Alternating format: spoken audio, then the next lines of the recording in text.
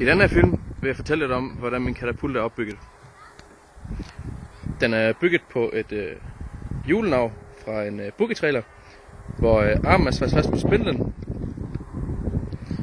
Og kraften, der får emnet til at flyve, kommer fra den her fjeder, som er fra en loftslem.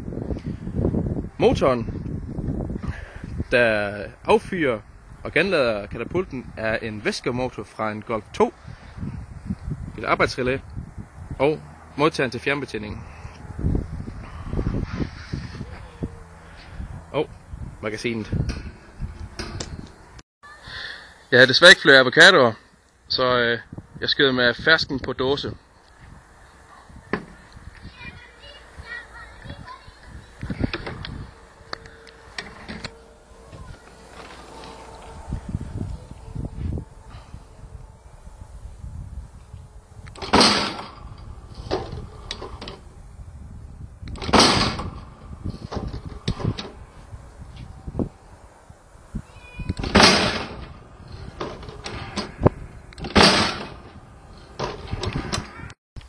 Her kan man så se, hvor præcis den skyder.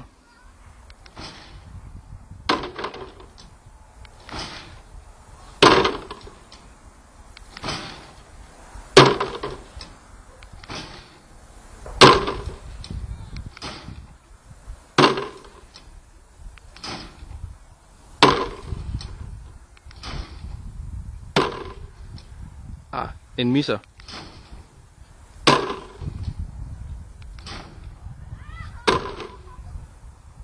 Og nu er magasinet tomt.